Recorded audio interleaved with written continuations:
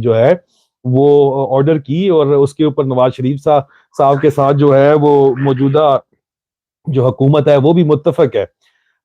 Sorry, معذرت چاہتا ہوں، جو اپوزیشن ہے عمران خان صاحب کی حکومت بھی اس پہ متفق ہے کہ سائفر کی تحقیقات ہونی چاہیے. اور ساتھ ہی میں نے آپ کو بتایا تھا کہ مبینہ طور کے اوپر ایف آئی اے کو یہ آرڈرز دیے گئے کہ یہ تحقیقات جو ہیں وہ جنرل باجوہ کے ریٹائر ہونے تک اس کو آپ خانہ نمبر 2 میں رکھیں، کھڑے لائن لگا کے رکھیں، اور جو ہی یہ ریٹائر ہوتے ہیں تو اس کے بعد فل پیس کے اوپر یہ جو انکوائری کی جائے. تو ان کو سیف ایگزٹ اپنا چاہیے، کہیں آرٹیکل 6 نہ لگ جائے اور ان کو بلا نہ لیا جائے، بعد میں سارے سیاسی اکٹھے ہو جائیں تو یہ کدھر جائیں گے. تو ان کو سیف ایگزٹ چاہیے، اس لیے ایک تو ہر مہینے جو ہے ایک اسپیشل کور کمانڈر کانفرنس ہو رہی ہے. کل بھی ایک اسپیشل کور کمانڈر کانفرنس ہے. پورا پنڈی جو ہے اسلام آباد سیل کر دیا ہے وہ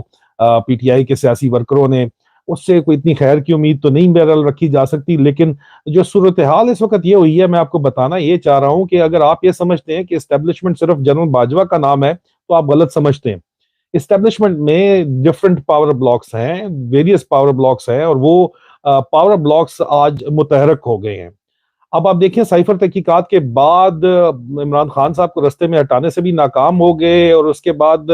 عمران خان صاحب جو ہے وہ محفوظ طریقے سے اس وقت موجود ہیں، اور عمران خان صاحب کے خلاف جو ہے وہ فوری طور کے اوپر کوئی اور کاروائی نہیں کی جا رہی. بہت بڑے بڑے بلنگ و بانگ دعوے کرنے کے باوجود، ٹھیک ہے ایف آئی آر میں نام جو ہے عمران خان کی مرضی کے مطابق نہیں ڈالے گئے، لیکن عمران خان صاحب کے اوپر بھی ڈائریکٹ ہاتھ نہیں ڈالا گیا، یہ غلطی نہیں کی گئی. آگے جا کے کی جائے گی یا نہیں کی جائے گی اس کے بارے میں آپ کو میں ضرور بتاؤں گا، لیکن اسٹیبلشمنٹ کے اپنے جو اس وقت پاور بلاکس اندر ہیں وہ متفق نہیں ہے ایک چیز کے اوپر، کسی ایک چیز کے اوپر ون پیج پہ نہیں ہے آپس کے اندر. یہ اس کا میں آپ کو ثبوت اس طرح کے اوپر دوں گا کہ سب سے پہلے تو آج دیکھیں کہ رانا ثناءاللہ نے کیا بیان دیا.